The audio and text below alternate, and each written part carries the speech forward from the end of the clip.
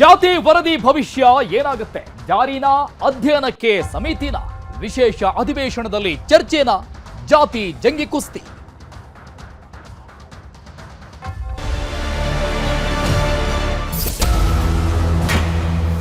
ಜಾತಿ ಗಂಟಿ ಎಲ್ಲ ಕೇಳಬೇಕು ಫಸ್ಟ್ ಎಲ್ಲರೂ ಅಧ್ಯಯನ ಮಾಡಲಿ, ಆಮೇಲೆ ಮಾತಾಡಲಿ.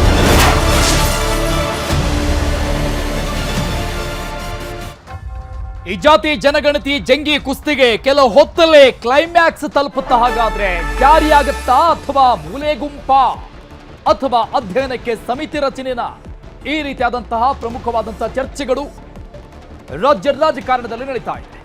ಜಾರಿನ ಮೂಲೆ ಗುಂಪಾ ಅಥವಾ ಮತ್ತೆ ಅಧ್ಯಯನ ಮಾಡೋದಕ್ಕೆ ಸಮಿತಿ ರಚನೆ ಆಗುತ್ತಾ? ಇವತ್ತಿನ ಕ್ಯಾಬಿನೆಟ್ ಸಭೆಯಲ್ಲಿ ಒಂದು ಮಹತ್ವದ ನಿರ್ಧಾರ ಹೊರಬೀಳುವಂತಹ ಎಲ್ಲಾ ಸಾಧ್ಯತೆಗಳಿದೆ. ಈ ವರದಿಗೆ ಲಿಂಗಾಯತ ಮತ್ತು ಒಕ್ಕಲಿಗರ ಪ್ರಬಲ ವಿರೋಧ ಇದೆ.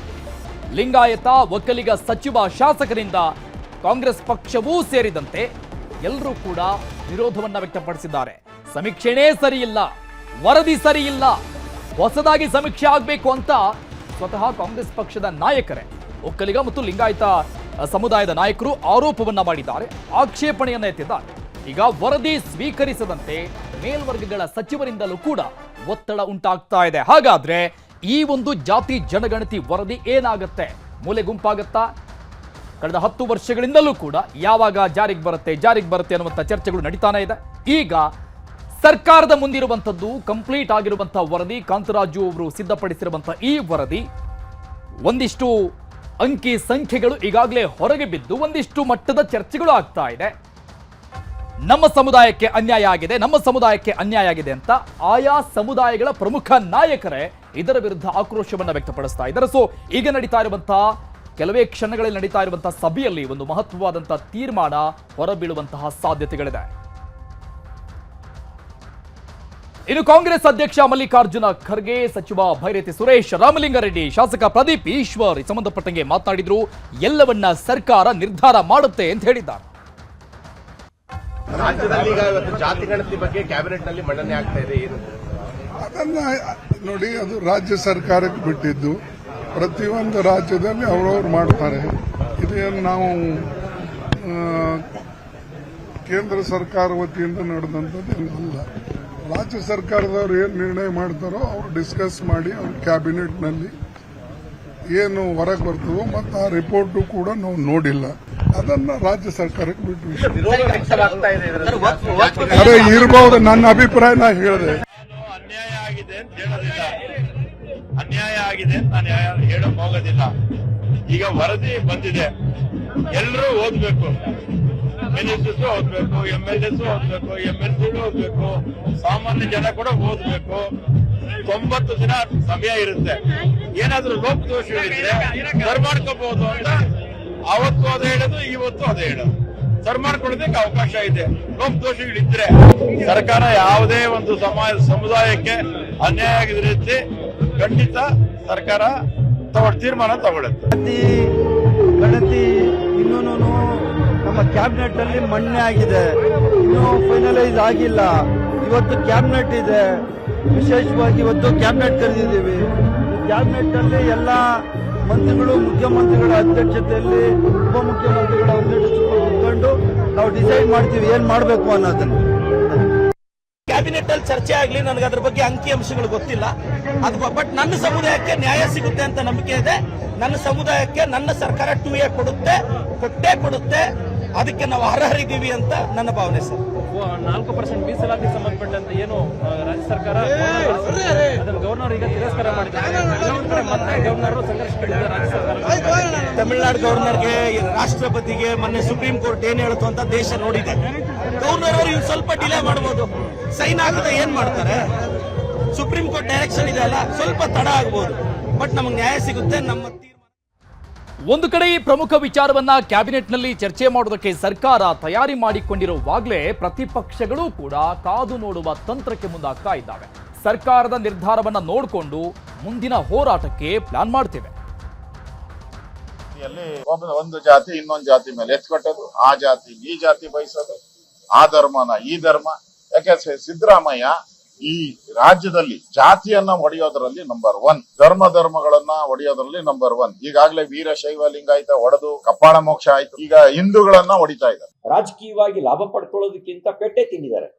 ನನಗನ್ಸುತ್ತೆ ಕಾಂಗ್ರೆಸ್ ಸದುದ್ದೇಶದಿಂದ ಈ ವರದಿಯನ್ನ ಮಂಡಿಸಿದೆ ಅಂತ ಅನಿಸ್ತಾ ಇಲ್ಲ. ಕಾಂಗ್ರೆಸ್ಸಿಗರಿಗೆ ಅಸಮಾಧಾನ ನಿರ್ಮಾಣ ಆಗಿದೆ. ಕಾಂಗ್ರೆಸ್ಸಿಗರೇ ಜಾತಿವಾರು ವಿಭಜನೆ ಆಗ್ತಾ ಇದ್ದಾರೆ. ಜಾತಿ ಜನಗಣತಿ ನಮ್ಮೆಲ್ಲರನ್ನ ಹೊಡೆದಾಳುವಂತ ನೀತಿ. ಕರ್ನಾಟಕ ರಾಜ್ಯದಲ್ಲಿ ಜಾತಿಗಳ ಮಧ್ಯೆ ವೈಷಮ್ಯವನ್ನ ಬಿತ್ತುವಂತ ಒಂದು ದೊಡ್ಡ ಷಡ್ಯಂತ್ರವನ್ನ ಸಿದ್ದರಾಮಯ್ಯನವರು ಮಾಡ್ತಾ ಇದ್ದಾರೆ.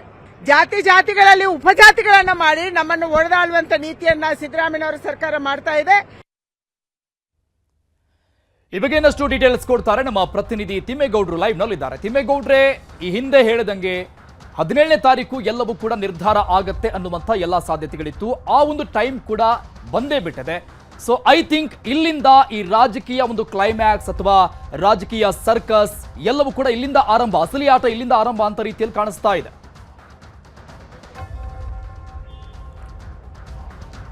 ಖಂಡಿತವಾಗಿ 100ಕ್ಕೆ 100 ಅಸಲಿ ಆಟ ಕ್ಲೈಮ್ಯಾಕ್ಸ್ ಇವತ್ತಿನಿಂದ ಶುರುವಾಗುವಂಥದ್ದು. ಯಾಕಂತ ಹೇಳಿದ್ರೆ ಇದು ರಾಜ್ಯ ರಾಜಕಾರಣದ ಒಂದು ದಿಕ್ಕನ್ನೇ ಬದಲಾಯಿಸುವಂತ ಒಂದು ವಿಶೇಷ ಸಚಿವ ಸಂಪುಟ ಸಭೆ ಅಂತ ಹೇಳಲಾಗ್ತಾ ಇರ್ತಕ್ಕಂಥದ್ದು. ಯಾಕಂತ ಹೇಳಿದ್ರೆ ಜಾತಿವಾರು ಜನಗಣತಿ ಸಿಎಂ ಸಿದ್ದರಾಮಯ್ಯನವರ ಕನಸಿನ ಒಂದು ಕೂಸು. ಈ ಒಂದು ತಾವು ಅಧಿಕಾರಕ್ಕೆ ಬಂದ್ರೆ ಹಿಂದ ವರ್ಗಗಳಿಗೆ, ಅದರಲ್ಲೂ ಕೂಡ ಹಿಂದುಳಿದ ವರ್ಗಗಳಿಗೆ ನ್ಯಾಯವನ್ನು ಕೊಡಿಸಬೇಕು ಅನ್ನುವಂಥ ನಿಟ್ಟಿನಲ್ಲಿ ಸಿಎಂ ಸಿದ್ದರಾಮಯ್ಯನವರು 2013ರಲ್ಲಿ ಮುಖ್ಯಮಂತ್ರಿ ಆದಂತಹ ಸಂದರ್ಭದಲ್ಲಿ ಒಂದು ಜಾತಿವಾರು ಜನಗಣತಿಗೆ ಒಂದು ಚಾಲನೆಯನ್ನ ಕೊಟ್ಟಿದ್ರು.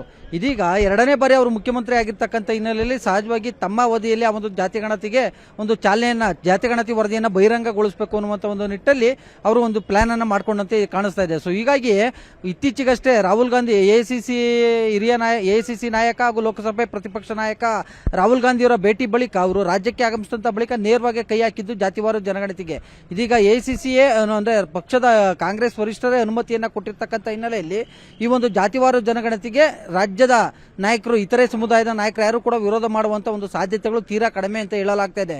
ಯಾಕಂತ ಹೇಳಿದ್ರೆ ಮೇಲ್ವರ್ಗದ ಸಚಿವರುಗಳು ಮಾಧ್ಯಮಗಳ ಮುಂದೆ ಬಹಿರಂಗವಾಗಿ ತಮ್ಮ ಸಮುದಾಯದ ಒತ್ತಡಕ್ಕೆ ಮುಣಿದು ಏನಾದರೂ ವಿರೋಧವನ್ನು ವ್ಯಕ್ತಪಡಿಸ್ತಾ ಇದ್ದಾರೆ ಹೊರತು, ಆದರೆ ಆಂತರಿಕವಾಗಿ ಅವರು ಕೂಡ ಪಕ್ಷದ ಹೈಕಮಾಂಡ್ ಆದೇಶಕ್ಕೆ ತಲೆ ಬಾಗಬೇಕಾಗುತ್ತೆ ಅನ್ನುವಂಥ ಒಂದು ಚರ್ಚೆಯೂ ಕೂಡ ಕೇಳಿಬಂದಿರತಕ್ಕಂಥದ್ದು. ಸೊ ಹೀಗಾಗಿ ಈ ಕೆಲವೇ ಕ್ಷಣಗಳ ಹಿಂದಷ್ಟೇ ನಮ್ಮ ನ್ಯೂಸ್ 18 ಜೊತೆ ಮಾತನಾಡಿದಂಥ ಕೃಷಿ ಸಚಿವ ಹಾಗೂ ಒಕ್ಕಲಿಗ ಸಮಾಜದ ಹಿರಿಯ ನಾಯಕ ಚಲುವರಾಯಸ್ವಾಮಿಯವರು ಒಂದು ಮಾತನ್ನು ಹೇಳ್ತಾ ಇರೋ, ಮಾಧ್ಯಮಗಳಲ್ಲಿ ಬರ್ತಾ ಇರುವಂತೆ ಏನೂ ಕೂಡ ಆಗೋದಿಲ್ಲ. ಯಾಕಂತ ಹೇಳಿದ್ರೆ ನಾವು ಯಾವ ಇಕ್ಕಟ್ಟಿಗೂ ಕೂಡ ಸಿಲುಕಿಲ್ಲ, ಎಲ್ಲವೂ ಕೂಡ ಸುಸೂತ್ರವಾಗಿ ಬಗೆಹರಿಯುತ್ತೆ, ಎಲ್ಲ ಸಮಾಜಗಳನ್ನು ಒಟ್ಟಿಗೆ ಕೊಂಡೊಯ್ತೀವಿ, ಯಾವ ಸಮುದಾಯಕ್ಕೂ ಕೂಡ ಅನ್ಯಾಯ ಆಗೋದಕ್ಕೆ ಬಿಡೋದಿಲ್ಲ ಅನ್ನುವಂಥ ಮಾತನ್ನ ಹೇಳಿರ್ತಕ್ಕಂಥದ್ದು. ಸೊ ಹೀಗಾಗಿ ಎಲ್ಲ ಸಚಿವರು ಇದೇ ಮಾತನ್ನ ಉಲ್ಲೇಖ ಮಾಡ್ತಾ ಇರ್ತಕ್ಕಂಥ ಹಿನ್ನೆಲೆಯಲ್ಲಿ ಸಹಜವಾಗಿ ಪಕ್ಷದ ಹೈಕಮಾಂಡ್ ಆದೇಶವನ್ನ ಪಾಲಿಸೋದಕ್ಕೆ ಎಲ್ಲರೂ ಕೂಡ ಒಂದು ರೀತಿ ಪ್ಲಾನ್ ಮಾಡ್ಕೊಂಡಂತೆ ಕಾಣಿಸ್ತಾ ಇದೆ. ಯಾಕಂತ ಹೇಳಿದ್ರೆ ಇತ್ತ ಡಿಸಿಎಂ ಡಿ.ಕೆ. ಶಿವಕುಮಾರ್ ಅವರು ಕಳೆದ ಒಂದು ವಾರದಿಂದಲೂ ಕೂಡ ಒಂದು ಮಾತನ್ನ ಹೇಳ್ತಾ ಇದ್ದಾರೆ, ನಮ್ಮ ಪಕ್ಷದ ಅಧ್ಯಕ್ಷನಾಗಿ ಒಂದು ಮಾತನ್ನ ಹೇಳ್ತಾ ಇದ್ದೀನಿ ಅನ್ನುವಂಥ ಮಾತನ್ನೇ ಹೇಳ್ಕೊಂಡ್ ಬರ್ತಾ ಇದ್ದಾರೆ. ಪಕ್ಷದ ಅಧ್ಯಕ್ಷರಾಗಿ ಕೂಡ ಅವರು ಈ ಒಂದು ಜಾತಿಗಣತಿಯನ್ನ ಒಪ್ಪಲೇಬೇಕಾದಂತ ಒಂದು ಅನಿವಾರ್ಯ ಪರಿಸ್ಥಿತಿ. ಯಾಕಂತ ಹೇಳಿದ್ರೆ ಕಾಂಗ್ರೆಸ್ ಪಕ್ಷದ ಪ್ರಣಾಳಿಕೆಯಲ್ಲೂ ಕೂಡ ಈ ಒಂದು ಜಾತಿಗಣತಿಯನ್ನು ಉಲ್ಲೇಖ ಮಾಡಿರ್ತಕ್ಕಂಥ ಹಿನ್ನೆಲೆಯಲ್ಲಿ ಇದೀಗ ಕರ್ನಾಟಕ ರಾಜ್ಯದಲ್ಲಿ ಆಡಳಿತಾರೂಢ ಕಾಂಗ್ರೆಸ್ ಪಕ್ಷವೇ ಈ ಒಂದು ವರದಿಯನ್ನು ತಿರಸ್ಕಾರ ಮಾಡಿದ್ರೆ ರಾಷ್ಟ್ರ ಮಟ್ಟದಲ್ಲಿ ಕಾಂಗ್ರೆಸ್ ಒಂದು ರೀತಿ ಮುಜುಗರಕ್ಕೆ ಈಡಾಗಬೇಕಾಗುತ್ತೆ. ಮತ್ತೊಂದು ಕಡೆಯಾಗಿ ಬಿಜೆಪಿಯ ಕೆಂಗಣಿಗೂ ಕೂಡ ರಾಷ್ಟ್ರ ಮಟ್ಟದಲ್ಲಿ ಎಐಸಿಸಿ ನಾಯಕರು ಗುರಿಯಾಗಬೇಕಾಗುತ್ತೆ. ಸೊ ಹೀಗಾಗಿ ಈ ಒಂದು ಜಾತಿಗಣತಿಗೆ ಕೈ ಹಾಕಿರ್ತಕ್ಕಂಥ ಹಿನ್ನೆಲೆಯಲ್ಲಿ ಇವತ್ತು ಸಹಜವಾಗಿ ಈ ಒಂದು ವರದಿಯನ್ನ ಅಂಗೀಕಾರ ಮಾಡುವಂತ ಒಂದು ಸಾಧ್ಯತೆಗಳಿದಾವೆ. ಅಂಗೀಕರಿಸಿ ಈ ಒಂದು ವರದಿಗೆ ಸಂಬಂಧಪಟ್ಟಂತೆ ಒಂದು ಅಧ್ಯಯನ ಸಮಿತಿಯನ್ನ ರಚನೆ ಮಾಡುವಂತ ಒಂದು ಸಾಧ್ಯತೆಗಳು ದಟ್ಟವಾಗಿದ್ದಾವೆ ಅಂತ. ಯಾಕಂತ ಹೇಳಿದ್ರೆ ಸಚಿವ ಸಂಪುಟದ ಉಪ ಸಮಿತಿಯನ್ನ ರಚನೆ ಮಾಡಿದ್ರೆ ಒಂದು ಸಮುದಾಯದ ಸಚಿವರನ್ನ ಸೇರಿಸಿ ಇನ್ನೊಂದು ಸಮುದಾಯದವ್ರನ್ನ ಕೈ ಬಿಟ್ಟರೆ ಅದು ಬೇರೆ ಸಂದೇಶ ರವಾನೆ ಆಗ್ಬೋದು ಅಥವಾ ಗೊಂದಲಕ್ಕೀಡಾಗಬಹುದು. ಹೀಗಾಗಿ ಅಧಿಕಾರಿಗಳ ಮಟ್ಟದಲ್ಲಿ ಒಂದು ಸಮಿತಿಯನ್ನ ರಚನೆ ಮಾಡಿ ಅಧ್ಯಯನದ ವರದಿಯನ್ನ ತರಿಸ್ಕೊಳ್ಳೋದಕ್ಕೆ ಸಿಎಂ ಸಿದ್ದರಾಮಯ್ಯನವರು ಪ್ಲಾನ್ ಅನ್ನು ಮಾಡಿಕೊಂಡಂತೆ ಕಾಣಿಸ್ತಾ ಇದೆ ಅಂತ ಹೇಳಲಾಗ್ತಾ ಇರ್ತಕ್ಕಂಥದ್ದು. ಹಾಲಿ ಮುಖ್ಯ ಕಾರ್ಯದರ್ಶಿ ಅಥವಾ ನಿವೃತ್ತ ಮುಖ್ಯ ಕಾರ್ಯದರ್ಶಿಗಳೊಬ್ಬರ ನೇತೃತ್ವದಲ್ಲಿ ಸಮಿತಿಯನ್ನು ರಚನೆ ಮಾಡೋದ್ರ ಮುಖಾಂತರ ಈ ಒಂದು ದತ್ತಾಂಶಗಳ ಅಧ್ಯಯನ ವರದಿ ಅಂದ್ರೆ ಈಗ ಕೊಟ್ಟಿರ್ತಕ್ಕಂಥ ಹಿಂದುಳಿದ ವರ್ಗಗಳ ಶಾಶ್ವತ ಆಯೋಗ ಅಂದ್ರೆ ಡಾಕ್ಟರ್ ಕಾಂತರಾಜ್ ನೇತೃತ್ವದ ಸಮಿತಿ ಕೊಟ್ಟಿರ್ತಕ್ಕಂಥ ಒಂದು ವರದಿಯಲ್ಲಿ ಕೊಟ್ಟಿರ್ತಕ್ಕಂಥ ಒಂದು ದತ್ತಾಂಶಗಳು, ಅಂಕಿಅಂಶಗಳಿಂದ ಜಾತಿವಾರು ಲೆಕ್ಕಾಚಾರಗಳು ಅಂದ್ರೆ ಒಕ್ಕಲಿಗ ಸಮುದಾಯ ಇಂತಿಷ್ಟು ಪ್ರಮಾಣದಲ್ಲಿ, ವೀರಶೈವ ಲಿಂಗಾಯತ ಸಮುದಾಯ ಇಂತಿಷ್ಟು ಪ್ರಮಾಣದಲ್ಲಿ ಇದೆ ಅನ್ನುವಂಥ ನಿಟ್ಟಲ್ಲಿ ಏನು ಉಲ್ಲೇಖವನ್ನು ಮಾಡಿದರೆ ಈ ಒಂದು ಅಂಕಿಅಂಶಗಳಿಗೆ ಈಗ ಪ್ರಬಲ ಸಮುದಾಯಗಳು ವಿರೋಧವನ್ನು ವ್ಯಕ್ತಪಡಿಸ್ತಾ ಇರ್ತಕ್ಕಂಥ ಹಿನ್ನೆಲೆಯಲ್ಲಿ ಇದು ಸರಿಯೋ ತಪ್ಪೋ, ಅದಕ್ಕೆ ಇದಕ್ಕೆ ಏನಾದರೂ ಬದಲಾವಣೆ ಮಾರ್ಪಾಡುಗಳನ್ನು ಮಾಡೋದಕ್ಕೆ ಸಾಧ್ಯವೇ ಅನ್ನುವಂಥ ಒಂದು ನಿಟ್ಟಿನಲ್ಲಿ ಹಿರಿಯ ಅಧಿಕಾರಿಗಳ ನೇತೃತ್ವದ ಒಂದು ಸಮಿತಿಯನ್ನು ರಚನೆ ಮಾಡೋದಕ್ಕೆ ಇದೀಗ ಸಿಎಂ ಸಿದ್ದರಾಮಯ್ಯನವರು ಚಿಂತನೆ ನಡೆಸಿದರೆ ಇನ್ನೇನು ಕೆಲವೇ ಕ್ಷಣಗಳಲ್ಲಿ ಆರಂಭವಾಗುವಂಥ ಈ ಒಂದು ಸಚಿವ ಸಂಪುಟ ಸಭೆಯಲ್ಲಿ ಇಂಥದ್ದೊಂದು ತೀರ್ಮಾನವನ್ನು ತೆಗೆದುಕೊಳ್ಬಹುದು ಅನ್ನುವಂಥ ನಿಟ್ಟಲ್ಲಿ ಅಹಿಂದ ವರ್ಗದ ಸಚಿವರು ಕೂಡ ಯಾವುದೇ ಕಾರಣಕ್ಕೂ ಕೂಡ ಈ ಒಂದು ಜಾತಿ ಗಣತಿ ವರದಿಯನ್ನು ನಿಮ್ಮ ಅವಧಿಯಲ್ಲೇ ಜಾರಿ ಮಾಡಬೇಕು. ಮತ್ತೊಂದು ಕಡೆಯಾಗಿ ಈ ಒಂದು ಟೈಮನ್ನು ಬಿಟ್ಟರೆ ಅದು ಬೇರೆ ಟೈಮ್ನಲ್ಲಿ ಜಾರಿ ಮಾಡೋದಕ್ಕೆ ಸಾಧ್ಯ ಇಲ್ಲ. ಯಾವ ಒತ್ತಡಕ್ಕೂ ಮಣಿಯದೆ ಈ ಒಂದು ಜಾತಿ ಗಣತಿ ವರದಿಯನ್ನು ಜಾರಿ ಮಾಡಬೇಕು. ಈ ನಿಟ್ಟಲ್ಲಿ ದತ್ತಾಂಶಗಳನ್ನು ಏನು ಹಿಂದುಳಿದ ವರ್ಗಗಳ ಶಾಶ್ವತ ಆಯೋಗ ಕೊಟ್ಟಿರ್ತಕ್ಕಂಥ ಒಂದು ಏನು ವರದಿ ಏನಿದೆ ಆ ವರದಿಯನ್ನು ಪಬ್ಲಿಕ್ ಡೊಮೇನ್ ಸಂಪರ್ಕದಲ್ಲಿ ಮತ್ತಷ್ಟು ಅಪ್ಡೇಟ್ಸ್ ಪಡಿತೀನಿ ನಿಮ್ಮಿಂದ. ಯಾವ ಸಮುದಾಯಕ್ಕೂ ಕೂಡ ಅನ್ಯಾಯ ಆಗೋದಕ್ಕೆ ಬಿಡಲ್ಲ. ಜಾತಿ ಗಣತಿಗೆ ಒಕ್ಕಲಿಗ ಸಮಾಜವೂ ಕೂಡ ವಿರೋಧ ಮಾಡಿದೆ. ನನ್ನ ಅಭಿಪ್ರಾಯವನ್ನ ಸಂಪುಟ ಸಭೆಯಲ್ಲಿ ನಾನು ಹೇಳ್ತೀನಿ ಅಂತ ಚಲುವರಾಯಸ್ವಾಮಿ ಮಾತನಾಡಿದ್ದಾರೆ. ವಿಪಕ್ಷಗಳು ಹೇಳಿದಂಗೆ ಯಾವುದು ನಡೆಯೋದಿಲ್ಲ ಅಂತ ಹೇಳಿದ್ದಾರೆ. ನನ್ನ ಅಭಿಪ್ರಾಯ ಏನಿದೆ ಅದನ್ನ ನಾನು ಸಂಪುಟ ಸಭೆಯಲ್ಲಿ ಹೇಳ್ತೀನಿ, ಪ್ರಸ್ತಾಪ ಮಾಡ್ತೀನಿ. ಆದ್ರೆ ವಿಪಕ್ಷಗಳು ಹೇಳಿದಂಗೆ ಯಾವುದು ನಡೆಯಲ್ಲ ಅಂತ ಹೇಳಿದ್ದಾರೆ. ನಾವು ಯಾವ ಇಕ್ಕಟ್ಟಿಗೂ ಸಿಲುಕಿಲ್ಲ. ನ್ಯೂಸ್ 18ಗೆ ಸಚಿವ ಚಲುವರಾಯಸ್ವಾಮಿ ಅವರ ಹೇಳಿಕೆ ಇದು.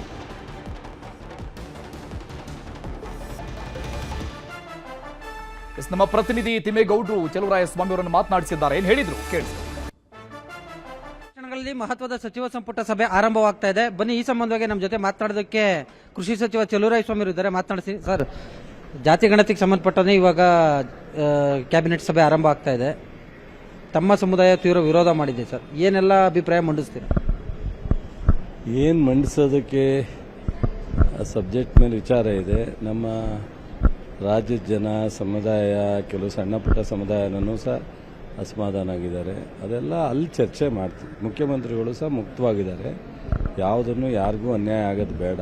ಏನಲ್ಲಿ ಅಂಕಿಅಂಶಗಳ 10 ವರ್ಷದ ಪಟ್ಟಿಯಾಗಿದೆ, ಅದನ್ನು ಯಾವ ರೀತಿ ಸರಿಪಡಿಸಬೇಕು ಏನು ಅನ್ನೋದ್ರ ಬಗ್ಗೆ ಸಂಪೂರ್ಣವಾಗಿ ಸುದೀರ್ಘವಾಗಿ 34 ಜನ ಕ್ಯಾಬಿನೆಟ್ ಇರುತ್ತೆ, ಚರ್ಚೆ ಮಾಡ್ತೀವಿ.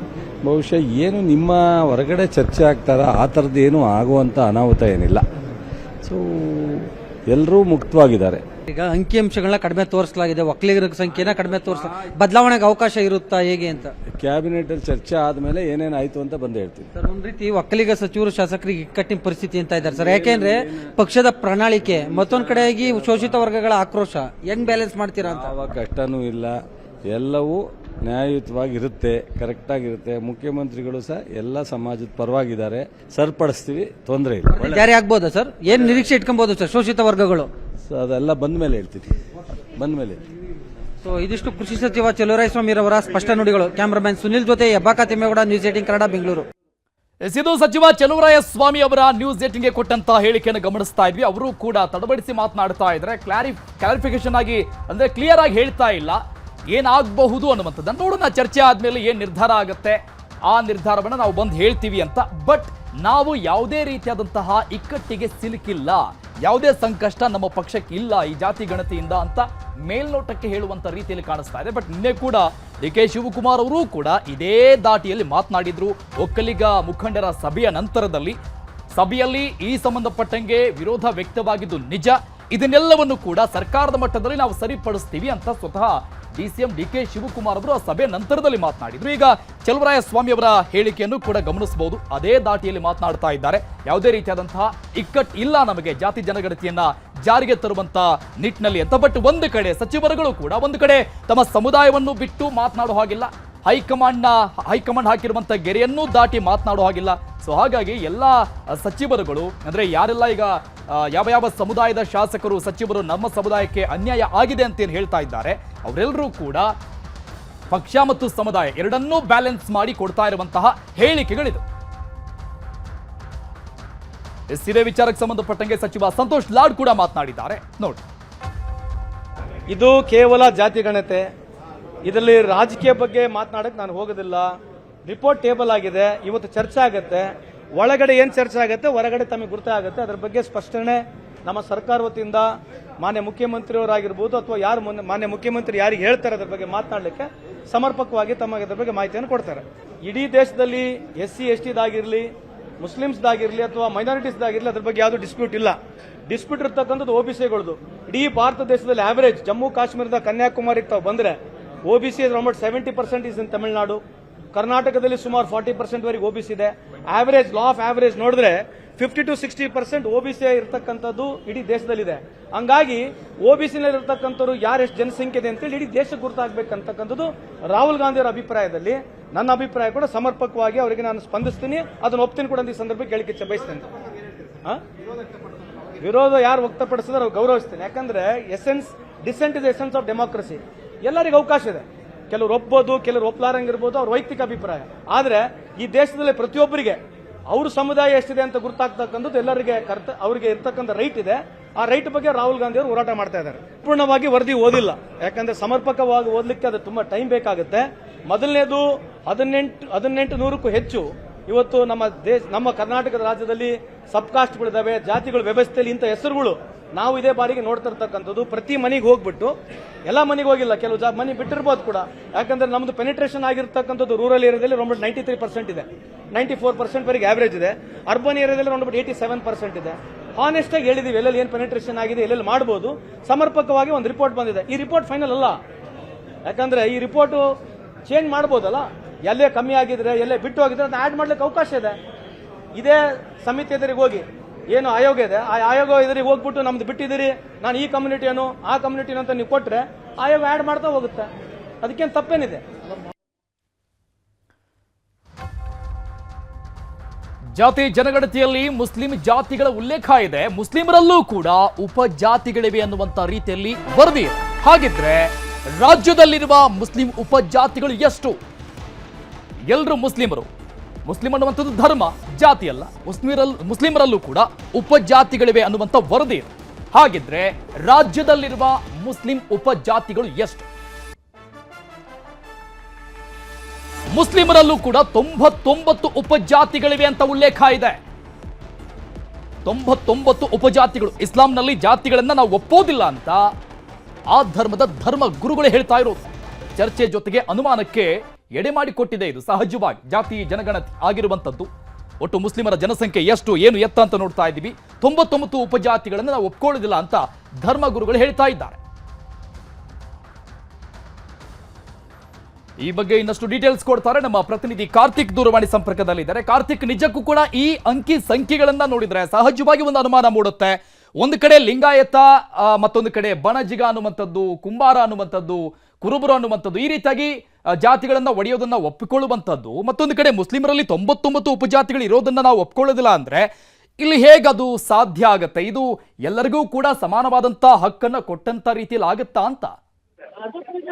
ಅರುಣ್, ಖಂಡಿತವಾಗಿಯೂ ಕೂಡ ಜಾತಿಗಣತಿಯ ವಿಚಾರದಲ್ಲಿ ಸಾಕಷ್ಟು ಗೊಂದಲಗಳು ಈಗ ಸೃಷ್ಟಿಯಾಗಿದೆ. ಯಾವಾಗ ಜಾತಿಗಣತಿಯ ವರದಿ ಬಹಿರಂಗವಾಯಿತು ಆಗ ಒಂದೊಂದು ಸಮುದಾಯಗಳು ಕೂಡ ಕೆಲವೊಂದು ವಿಚಾರಗಳನ್ನ ಪ್ರಸ್ತಾಪಿಸಿ ಗೊಂದಲಗಳಾಗಿದೆ, ಜೊತೆಗೆ ನಮ್ಗೆ ಇಲ್ಲಿ ಅನ್ಯಾಯ ಆಗಿದೆ ಅನ್ನುವಂತ ಆರೋಪಗಳನ್ನು ಕೂಡ ಮಾಡ್ತಾ ಇದ್ರು. ಜೊತೆಗೆ ಮುಸ್ಲಿಮರ ಜನಸಂಖ್ಯೆ ವಿಚಾರವಾಗಿ ಕೂಡ ಸಾಕಷ್ಟು ಚರ್ಚೆ ಆಗ್ತಿತ್ತು. ಅಷ್ಟೊಂದು ದೊಡ್ಡ ಪ್ರಮಾಣದಲ್ಲಿ ಅವರ ಸಂಖ್ಯೆಯನ್ನು ನಮೂದಿಸಲಾಗಿದೆ. ಇಲ್ಲಿ ಒಕ್ಕಲಿಗರು ಮತ್ತು ಲಿಂಗಾಯತರ ಸಂಖ್ಯೆಯನ್ನು ಕಡಿಮೆ ಮಾಡಿ ತೋರಿಸಲಾಗಿದೆ. ಜೊತೆಗೆ ಈ ಮುಸ್ಲಿಮರ ಜನಸಂಖ್ಯೆ ಹೆಚ್ಚಳ ಮಾಡಲಾಗಿದೆ. ಜೊತೆಗೆ ಒಂದೇ ವರ್ಗದಲ್ಲಿ ಅವರನ್ನ ತೋರಿಸಿ ಅವರ ಸಂಖ್ಯೆಯನ್ನ ಹೆಚ್ಚಿಸಿ ರಾಜ್ಯದಲ್ಲಿ 2ನೇ ಅತಿ ಹೆಚ್ಚು ಜನಸಂಖ್ಯೆ ಇದೆ ಅನ್ನುವಂಥ ರೀತಿಯಲ್ಲಿ ಬಿಂಬಿಸಲಾಗಿದೆ ಅನ್ನುವಂಥದ್ದು ಕೂಡ ಕೇಳ್ಪಟ್ಟಿತ್ತು. ಆದ್ರೆ ಈಗ ಅಲ್ಲಿರ್ತಕ್ಕಂಥ ಮುಸ್ಲಿಮರಲ್ಲೂ ಕೂಡ ಜಾತಿಗಳನ್ನ ವರ್ಗೀಕರಣ ಮಾಡಿರುವಂತದ್ದು ಈಗ ಬಹಿರಂಗ ಆಗಿರುವಂತ ಹಿನ್ನೆಲೆಯಲ್ಲಿ ಸಹಜವಾಗಿ ಮುಸ್ಲಿಂ ಧರ್ಮದಲ್ಲೂ ಕೂಡ ಸಾಕಷ್ಟು ಆಕ್ಷೇಪಗಳು ವ್ಯಕ್ತವಾಗ್ತದೆ. ಮುಸ್ಲಿಮರಲ್ಲಿ ಜಾತಿಗಳನ್ನ ವಿಂಗಡಣೆ ಮಾಡಿರುವಂತದಕ್ಕೆ ಅಲ್ಲಿಯ ಸಮುದಾಯದ ನಾಯಕರುಗಳು ಅಥವಾ ಧರ್ಮಗುರುಗಳು ಕೂಡ ಆಕ್ಷೇಪಗಳನ್ನ ಎತ್ತುತ್ತಾ ಇದ್ದಾರೆ. ಆದ್ರೆ ಇದನ್ನ ಹೇಗೆ ಮುಸ್ಲಿಂ ಸಮುದಾಯದ ರಾಜಕೀಯ ನಾಯಕರು ನೋಡ್ತಾರೆ ಅಥವಾ ಅದನ್ನ ಯಾವ ರೀತಿಯಾಗಿ ತೆಗೆದುಕೊಳ್ತಾರೆ, ಯಾವ ರೀತಿಯಾಗಿ ಅದರ ಬಗ್ಗೆ ಪ್ರತಿಕ್ರಿಯೆಯನ್ನ ಕೊಡ್ತಾರೆ ಅನ್ನೋದು ಕಾದು ನೋಡ್ಬೇಕಾಗಿದೆ. ಒಟ್ಟಲ್ಲಿ 99ಕ್ಕೂ ಹೆಚ್ಚು ಸಬ್ಕಾಸ್ಟ್ಗಳನ್ನ ಮುಸ್ಲಿಂ ಸಮುದಾಯದಲ್ಲೂ ಕೂಡ ತೋರಿಸಿರುವಂತದ್ದು ಈಗ ಇನ್ನಷ್ಟು ಗೊಂದಲಕ್ಕೆ ಕಾರಣ ಆಗಿದೆ. ಇದು ವಾಸ್ತವದಲ್ಲಿ ಹೇಗಿದೆ ಅವರ ಪರಿಸ್ಥಿತಿ, ಜೊತೆಗೆ ಈ ರೀತಿಯಾಗಿಯೇ ವ್ಯವಸ್ಥೆ ಇದೆಯಾ ಅನ್ನುವಂತ ನಿಟ್ಟಿನಲ್ಲೂ ಕೂಡ ಚರ್ಚೆಗಳು ಆರಂಭ ಆಗಿದೆ. ಆದ್ರೆ ಒಟ್ಟಾರೆಯಾಗಿ ಎಲ್ಲ ಮುಸ್ಲಿಮರು ಕೂಡ ಒಂದು ಅನ್ನುವಂತ ರೀತಿಯಲ್ಲಿ ಇದ್ರೂ ಕೂಡ ಅವರಲ್ಲಿಯ ಆಚರಣೆಗಳು ಭಾವನೆಗಳಿರ್ಬೋದು ಅಥವಾ ಅವರಲ್ಲಿನ ಕೆಲವೊಂದು ವಿಭಿನ್ನತೆಯ ಕಾರಣಕ್ಕಾಗಿ ಅಥವಾ ಅವರು ಅನುಸರಿಸುವಂತ ರೀತಿ ನೀತಿಯ ಕಾರಣಕ್ಕಾಗಿ ಅಲ್ಲಿ ವಿಭಾಗಿಸಲಾಗಿದೆ. ಜೊತೆಗೆ ಅವರಿಂದಲೇ ಅಭಿಪ್ರಾಯವನ್ನ ಕೇಳಿ ಇಲ್ಲಿ ಜಾತಿಯನ್ನ ವಿಂಗಡಿಸಲಾಗಿದೆ ಅನ್ನುವಂಥದ್ದು ಕೂಡ ಈಗ ಜಾತಿ ಗಣತಿಯ ಸಿದ್ಧಪಡಿಸಿರ್ತಕ್ಕಂಥವರ